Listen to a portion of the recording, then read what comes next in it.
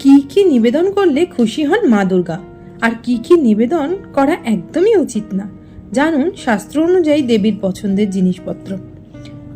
আর মাত্র কিছুদিনের মধ্যেই মর্তে আগমন ঘটতে চলেছে দেবী দুর্গার। সপরিবারে বাপের বাড়ি আসছেন তিনি। মনে করা হয় এই সময় ভক্তিভরে মায়ের আরাধনা করলে মা তার ডাকে অবশ্যই সাড়া দেন, জীবন থেকে দূর করবেন সব বাধা। সেই সঙ্গে হিন্দু ধর্মের সকল দেবদেবীর আরাধনার সামগ্রী আলাদা আলাদা বিধিনিষেধ রয়েছে। এই সময় কি কি নিবেদন করা উচিত দেবী দুর্গাকে চলুন জেনে নিই এই ভিডিওর মাধ্যমে। নমস্কার, কৃষ্ণলীলা চ্যানেলে আপনাদের সকলকে স্বাগত জানাই। আজকে আমরা এই ভিডিওর মাধ্যমে জানতে চলেছি যে মা দুর্গাকে কি কি নিবেদন করা উচিত আর উচিত না। চলুন ভিডিওটা আজকে এখান থেকে শুরু করি। শাস্ত্র মতে দুর্গাকে কলকে, ধূত্র, আকন্দ ফুল অর্পণ করা একদমই উচিত না। দেবী জবা ফুল খুব পছন্দ করেন, তাই মাকে জবা ফুল নিবেদন করলে ভক্তদের উপর মায়ের অশেষ আশীর্বাদ থাকে। এই ফুল নিবেদনে মা বুধ ও কেতুর দোষ দূর করেন। মা দুর্গার উদ্দেশ্যে জুঁই ফুল নিবেদন করলে জীবনে রোগ থেকে মুক্তি লাভ হয়। যদি কেউ দীর্ঘদিন ধরে কোনো রোগী কষ্টে ভোগেন তাহলে এই ফুল নিবেদন মা রোগমুক্ত অবশ্যই ঘটাবে। এছাড়াও জুঁই ফুল অর্পণ করলে শুভকর্ম সিদ্ধ হয়। মা দুর্গাকে পদ্ম ফুল অর্পণ করলে উমা খুব সন্তুষ্ট হন। সেই সঙ্গে চাকরিতে সাফল্য আসে এবং পরিবারের বৃদ্ধি পায়। চন্দ্রমল্লিকা ফুল নিবেদন করলে আর্থিক সমস্যা হয়, এমনকি কোনো ঋণ থাকলে তাও শেষ হয়ে যায়।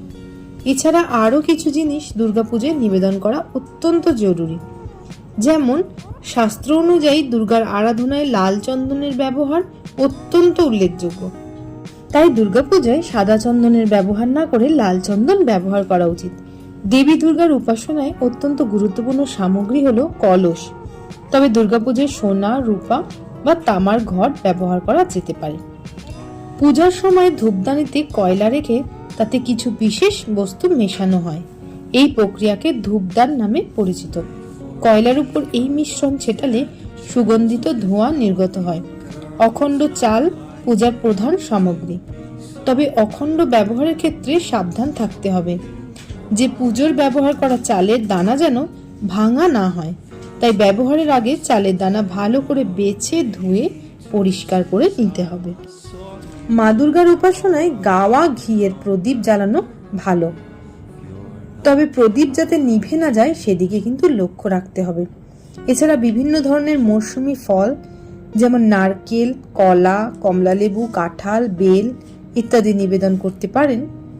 সেই সাথে সুপারি, সিন্দুর, আবির, গুড়, মধু, দুধ, দই, ঘি ইত্যাদি প্রয়োজন। তাই দেবীকে সন্তুষ্ট করতে নিবেদন করুন এইসব সামগ্রী। বছরে একবার উমা বাপের বাড়ি আসেন, তাই তার জন্য সমস্ত কিছু করতেই আমরা রাজি। তাকে যত রকম ভাবে সন্তুষ্ট করা যায় আমরা সর্বান্তকরণে সবটাই চেষ্টা করি। তো চলুন আজকের মতো ভিডিওটা এখানেই শেষ করছি। যদি ভালো লাগে তাহলে চ্যানেলটাকে প্লিজ সাবস্ক্রাইব করে আমাদের পাশে থাকবেন। আর আপনারাও সবাই ভালো থাকবেন।